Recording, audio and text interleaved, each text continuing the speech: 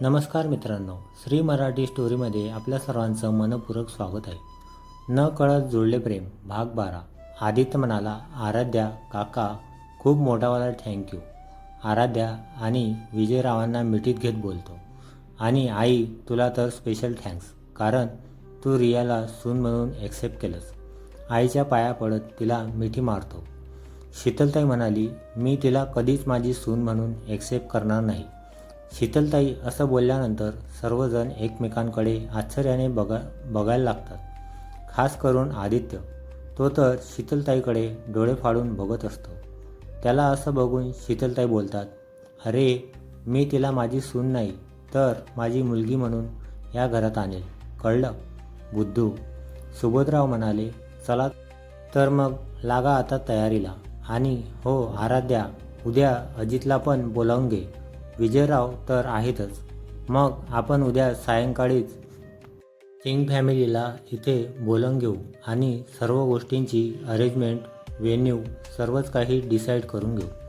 आराध्या म्हणाली, हो बाबा चालेल. शीतलताई म्हणाली, चला आता झोपा लवकर, खूप वेळ झालाय. तसे सर्वजण झोपायला चालल्या जातात. पण इकडे दोन जीवांना मात्र झोप येत नसते, आपले रिया आणि आदित्यला. इकडे बेडरूममध्ये आल्यावर आदित्यने लगेचच रियाला व्हिडिओ कॉल केला. आदित्य म्हणाला, हॅलो स्वीटहार्ट. रिया म्हणाली, आज कोणीतरी खूप खुश दिसतंय. आदित्य म्हणाला, आज माझा साखरपुडा करायचं ठरले आहे ना.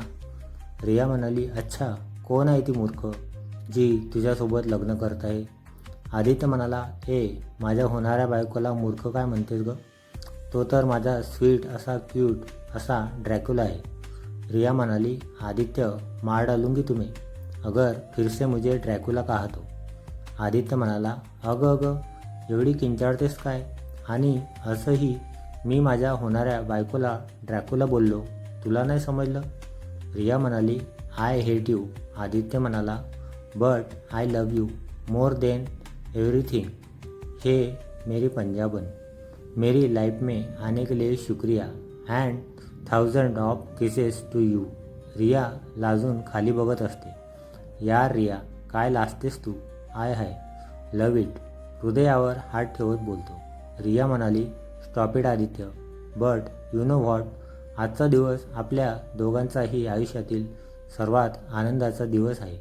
आदित्य म्हणाला, हो, आणि हे जे सुख आज आपण बघतोय ना, ते फक्त आणि फक्त आपल्या आराध्यामुळे. तिने माझ्या आयुष्यातील सर्व मोठी पोकळी भरून काढली आहे. मला कधीच वाटले नव्हते की तनुदीनंतर कोणी माझ्या आयुष्यात तिची जागा घेऊ शकेल. कारण आम्ही भाऊ बहीण नंतर आधी फ्रेंड्स होतो.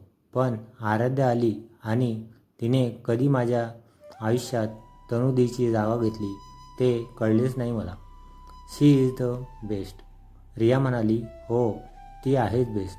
आणि माझ्यासाठी तर ती माझ्या बहिणीसारखी आहे, रादर त्यापेक्षाही जास्त.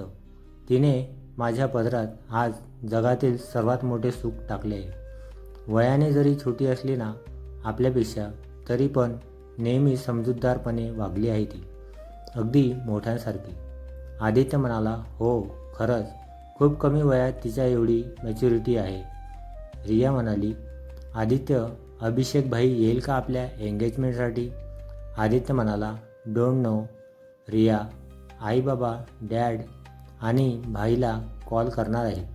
Hope so. ह्यावेळीस तरी यावं त्याने.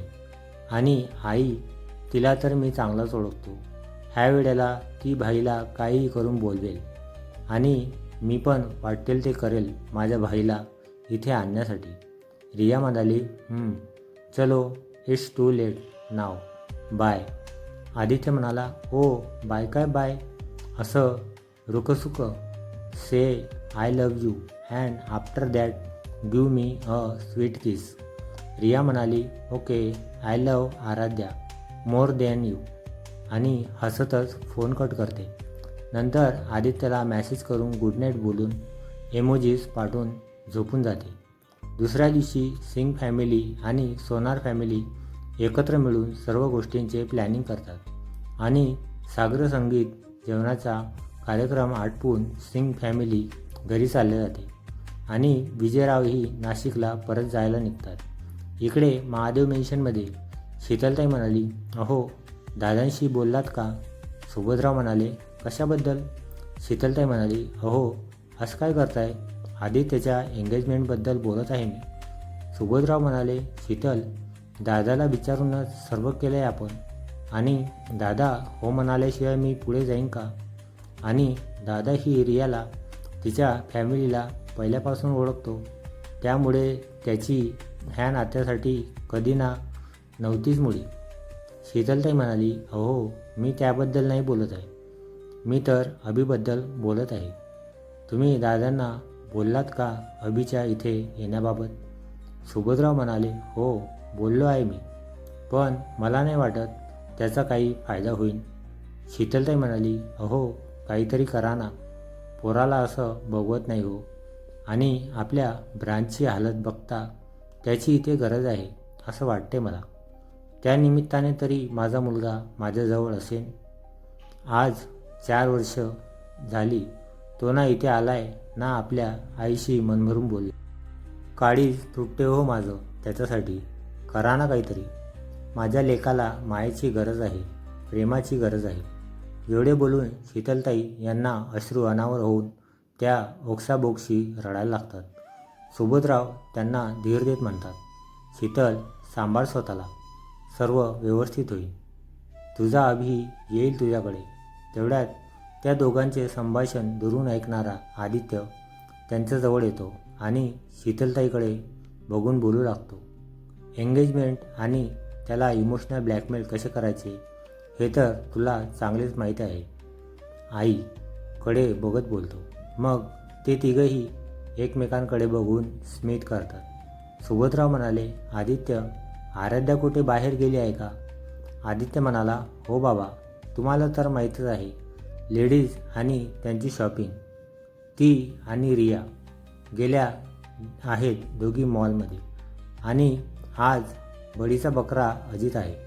शीतलताई म्हणाली, तू का नाही गेलास रियासोबत? तुला तेवढाच वेळ घालवता आला असता ना? आदित्य म्हणाला, नाही आई, तिचं काहीतरी वेगळंच चालू आहे।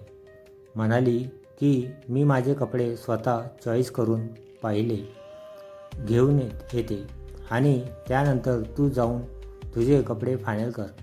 शीतलताई म्हणाली, आणि असे का?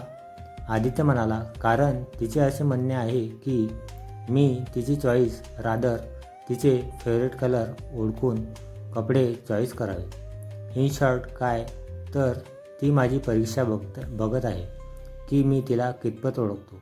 सुबोधराव म्हणाले, मानले पाहिजे आमच्या सुनबाईंना, बघा राणी सरकार कसे सुतासारखे सरळ होतील आता तुमचे चिरंजीव।